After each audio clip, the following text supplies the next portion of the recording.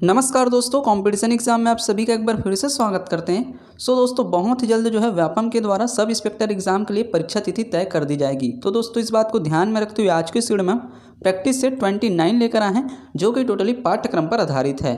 दोस्तों आज के इस वीडियो में हम छत्तीसगढ़ सामान्य ज्ञान के 15 प्रश्न और भारतीय सामान्य ज्ञान के 15 प्रश्नों को लेकर आए हैं, जो कि आपके आने वाले जितने भी एग्जाम हैं उन सभी एग्जाम के लिए बहुत ही ज़्यादा इंपॉर्टेंट है। तो चलिए दोस्तों बिना देरी के आज के इस वीडियो को हम स्टार्ट करते हैं।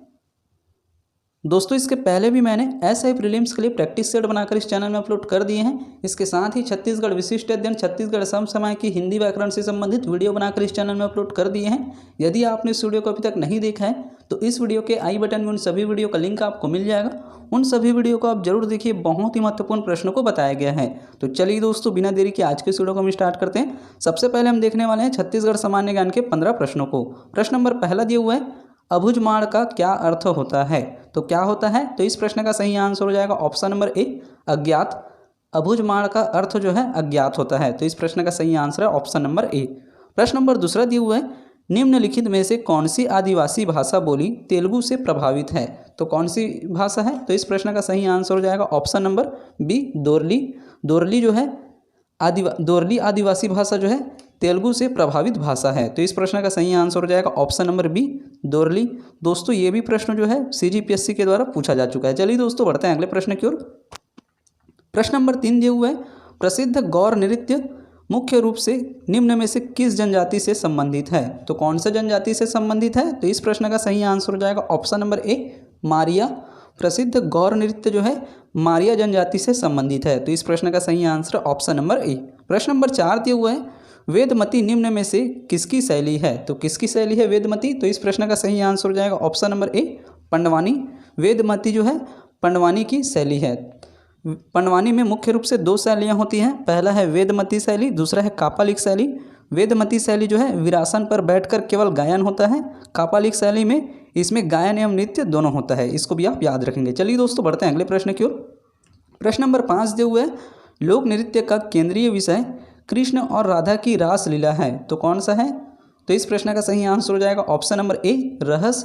रहस लोक नृत्य में केंद्रीय विषय कृष्ण और राधा होती हैं, जिसमें जो है कृष्ण और राधा की रासलीला के बारे में बताया जाता है, तो इस प्रश्न का सही आंसर है ऑप्शन नंबर ए, रहस। प्रश्न नंबर 6 दिए हुए, छत्तीसगढ़ में किसानों के द्वारा मनाया जाने वाला त्यौहार है, तो कौन सा है किसानों के द्वारा मनाया जाने वाला त्यौहार? तो इस प्रश्न का सही answer option number B, Hareli.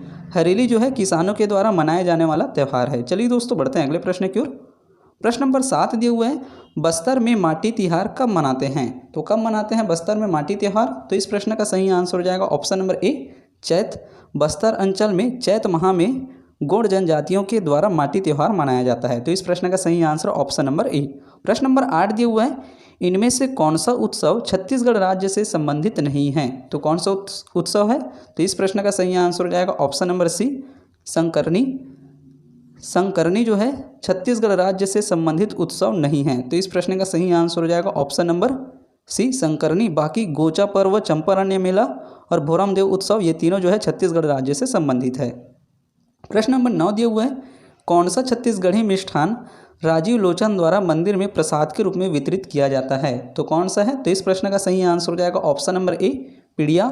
पीड़िया छत्तीसगढ़ी मिष्ठान जो है राजीव लोचन मंदिर में प्रसाद के रूप में वितरित किया जाता है, तो इस प्रश्न का सही आंसर ऑप्शन नंबर ए, पीड़िया।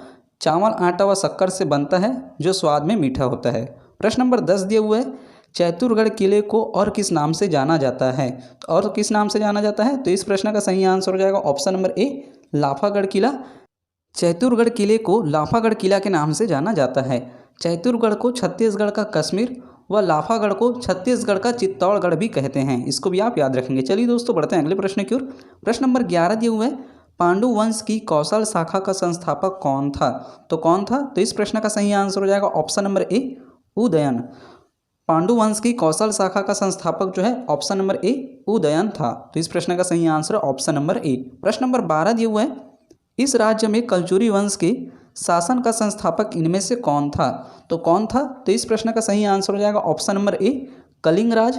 छत्तीसगढ़ राज्य में कलचुरी वंश के शासन का संस्थापक जो है कलिंगराज था, तो इस प्रश्न का सही आंसर ऑप्शन नंबर ए। ये प्रश्न अभी तक परीक्षा में 3 से 4 बार पूछे जा चुके हैं। प्रश्न नंबर 13 दिया हुआ है, स्थानीय प्रशासन हेतु पंचकुल संस्था किन शासकों ने बनवाई थी? तो कौन से शासकों ने बनवाई थी? तो इस प्रश्न का सही आंसर हो जाएगा ऑप्शन नंबर ए, कलचुरी। स्थानीय प्रशासन हेतु पंचकुल संस्था जो है कलचुरी शासक ने बनाई थी। तो इस प्रश्न का सही आंसर ऑप्शन नंबर ए। प्रश्न नंबर अगला दिया हुआ है, सोमेश्वर देव प्रथम ने विजय अभियान में निम्न को पराजित किया। तो किसे पराजित किया? तो इस प्रश्न का सही आंसर हो जाएगा ऑप्शन नंबर डी, उपयुक्त सभी। ऑप्शन ए, मधुरातंग देव को, उद्योत केसरी को, पृथ्वीदेव को प्रथम को, ये तीनों को जो है पराजित किया था। तो इस प्रश्न का सही आंसर हो जाएगा ऑप्शन नंबर डी, उपयुक्त सभी। चलिए दोस्तों बढ़ते हैं अगले प्रश्न की ओर। प्रश्न नंबर 15 दिया हुआ है, बस्तर में रहने वाले किसकी जीवन शैली और तौर तरीके आंध्र प्रदेश के वारंगल जिले में रहने वाले उनके समकक्षों की तरह है? तो इस प्रश्न का सही आंसर हो जाएगा ऑप्शन नंबर ए, हल्बा। बस्तर में रहने वाले हल्बा जनजाति की जीवन शैली और तौर तरीके जो हैं आंध्र प्रदेश के वारंगल जिले में रहने वाले लोगों की तरह है। तो इस प्रश्न का सही आंसर हो जाएगा ऑप्शन नंबर ए, हल्बा। ये भी प्रश्न बहुत ही ज़्यादा इंपॉर्टेंट है, परीक्षा में 2 से 3 बार पूछा जा चुका है। तो दोस्तों अभी तक हमने छत्तीसगढ़ सामान्य ज्ञान के बहुत ही महत्वपूर्ण 15 प्रश्नों को कवर किए हैं, जो कि बहुत ही ज़्यादा इंपॉर्टेंट है। अब हम देखने वाले हैं भारतीय सामान्य ज्ञान के 15 प्रश्नों को। प्रश्न नंबर पहला दिया हुआ है, वास्को डी गामा कालीकट पर किस वर्ष में आया था? तो कौन से वर्ष में आया था? तो इस प्रश्न का सही आंसर हो जाएगा option number C, 1498 AD। Vasco da Gama जो है कालीकट पर 1498 AD में आया था। तो इस प्रश्न का सही आंसर हो जाएगा ऑप्शन नंबर सी। प्रश्न नंबर दूसरा दिया हुआ है, पुर्तगालियों का दक्षिण में मित्र का नाम बताएं। तो ये भी प्रश्न पूछा गया है। तो इस प्रश्न का सही आंसर हो जाएगा ऑप्शन नंबर बी, कृष्णदेव राय। पुर्तगालियों का दक्षिण में मित्र जो है कृष्णदेव राय जी थे। तो इस प्रश्न का सही आंसर हो जाएगा ऑप्शन नंबर बी। चलिए दोस्तों बढ़ते हैं अगले प्रश्न की ओर। प्रश्न नंबर 3 दिया हुआ है, राष्ट्रीय ध्वज तिरंगे का गहरा केसरिया रंग क्या दर्शाता है? तो क्या दर्शाता है? तो इस प्रश्न का सही आंसर हो जाएगा ऑप्शन नंबर सी, ताकत और साहस। राष्ट्रीय ध्वज तिरंगे का गहरा केसरिया रंग जो है ताकत और साहस को दर्शाता है। तो इस प्रश्न का सही आंसर ऑप्शन नंबर सी। प्रश्न नंबर 4 दिया हुआ है, लाइफ टाइम अचीवमेंट के ऑस्कर पुरस्कार विजेता कौन हैं? तो कौन है? तो इस प्रश्न का सही आंसर हो जाएगा ऑप्शन नंबर बी, सत्यजीत राय। लाइफ टाइम अचीवमेंट के ऑस्कर पुरस्कार के विजेता जो हैं option number B, Satyajit Rai ji हैं। तो इस प्रश्न का सही आंसर ऑप्शन नंबर बी। दोस्तों इस टाइप के भी प्रश्न जो है कभी कभी परीक्षा में पूछे जा सकते हैं, इसलिए ऐसे प्रश्नों को भी पढ़ना बहुत जरूरी है। चलिए दोस्तों बढ़ते हैं अगले प्रश्न की ओर। प्रश्न नंबर 5 दिए हुए है, भौतिक विज्ञान में नोबेल पुरस्कार पाने वाले प्रथम वैज्ञानिक कौन थे? प्रथम भारतीय वैज्ञानिक कौन थे? तो इस प्रश्न का सही आंसर हो जाएगा option number B, doctor CV Raman. भौतिक विज्ञान में नोबेल पुरस्कार पाने वाले प्रथम भारतीय जो हैं डॉक्टर सीवी रमन थे। तो इस प्रश्न का सही आंसर ऑप्शन नंबर बी। प्रश्न नंबर 6 दिए हुए हैं, भारत का बोस्टन किसे कहा जाता है? तो किसे कहा जाता है? तो इस प्रश्न का सही आंसर हो जाएगा option number B, Ahmedabad. Bharat का बोस्टन जो है अहमदाबाद शहर को कहा जाता है, जो कि गुजरात राज्य के अंतर्गत आता है। तो इसको भी आप याद रखेंगे। चलिए दोस्तों बढ़ते हैं अगले प्रश्न की ओर।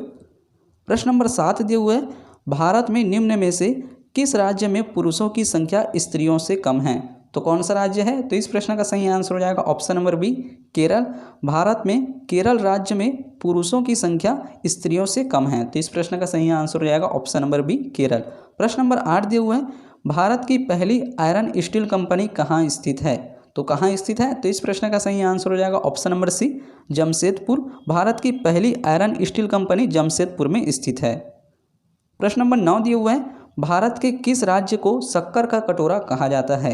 तो कौन से राज्य को कहा जाता है? तो इस प्रश्न का सही आंसर हो जाएगा option number B, Uttar Pradesh. Bharat के उत्तर प्रदेश को जो है शक्कर का कटोरा कहा जाता है। तो इस प्रश्न का सही आंसर ऑप्शन नंबर बी। प्रश्न नंबर 10 दिए हुए हैं, एशियाई खेलों में स्वर्ण पदक जीतने वाली पहली भारतीय महिला कौन थी? तो कौन थी? तो इस प्रश्न का सही answer option number B, Kamaljeet Sindhu. एशियाई खेलों में स्वर्ण पदक जीतने वाली पहली भारतीय महिला कमलजीत सिंधु थी। प्रश्न नंबर 11 दिए हुए हैं, भारत में सरकार की संसदीय प्रणाली कहाँ से ग्रहण की गई है? तो कहाँ से ग्रहण की गई है? तो इस प्रश्न का सही आंसर हो जाएगा ऑप्शन नंबर बी, ब्रिटिश संविधान। भारत में सरकार की संसदीय प्रणाली जो है ब्रिटिश संविधान से ग्रहण की गई है। तो इस प्रश्न का सही आंसर ऑप्शन नंबर बी। प्रश्न नंबर 12 दिए हुए हैं, संविधान के किस अनुच्छेद में धन विधेयक की परिभाषा दी गई है? तो कौन से अनुच्छेद में दी गई है? तो इस प्रश्न का सही आंसर हो जाएगा ऑप्शन नंबर बी, अनुच्छेद 110। संविधान के अनुच्छेद 110 में धन विधेयक की परिभाषा दी गई है। चलिए दोस्तों बढ़ते हैं अगले प्रश्न की ओर। प्रश्न नंबर 13 दिए हुए हैं, पृथ्वीराज चौहान ने तराइन के पहले युद्ध में किसे हराया था? तो किसे हराया था? तो इस प्रश्न का सही आंसर हो जाएगा ऑप्शन नंबर सी, मोहम्मद गोरी। पृथ्वीराज चौहान ने तराइन के पहले ही युद्ध में जो है मोहम्मद गोरी को हराया था। अगला प्रश्न दिया हुआ है, पानीपत का प्रथम युद्ध किस वर्ष हुआ था? तो इस प्रश्न का सही आंसर हो जाएगा ऑप्शन नंबर बी, 1526 ईस्वी में। पानीपत का प्रथम युद्ध जो है 1526 ईस्वी में बाबर और इब्राहिम के बीच हुआ था। चलिए दोस्तों बढ़ते हैं अगले प्रश्न की ओर। प्रश्न नंबर 15 दिए हुए हैं, निम्न में से किसे शाहजहां द्वारा सुल्तान बुलंद इकबाल की उपाधि दी थी? तो इस प्रश्न का सही आंसर हो जाएगा ऑप्शन नंबर ए, दारा। दारा को जो है शाहजहां द्वारा सुल्तान बुलंद इकबाल की उपाधि दी थी। तो इस प्रश्न का सही आंसर हो जाएगा ऑप्शन नंबर ए, दारा सिखों को जो है उपाधि दी थी। तो इस प्रश्न का सही आंसर ऑप्शन नंबर ए। इस तरह से दोस्तों आज के इस वीडियो में हमने छत्तीसगढ़ सामान्य ज्ञान और भारतीय सामान्य ज्ञान के बहुत ही महत्वपूर्ण 15 प्रश्नों को कवर किए हैं, जो कि आपके आने वाले जितने भी एग्जाम हैं, चाहे वो CGPSC प्री के एग्जाम हो या CG व्यापम के एग्जाम हो, इन सभी एग्जाम के लिए बहुत ही ज़्यादा इंपॉर्टेंट है। दोस्तों वीडियो अच्छा लगे तो वीडियो को लाइक करें और ज़्यादा से ज़्यादा लोगों में शेयर करें। और अभी तक आपने हमारे चैनल को सब्सक्राइब नहीं किया तो प्लीज़ चैनल को सब्सक्राइब जरूर करें।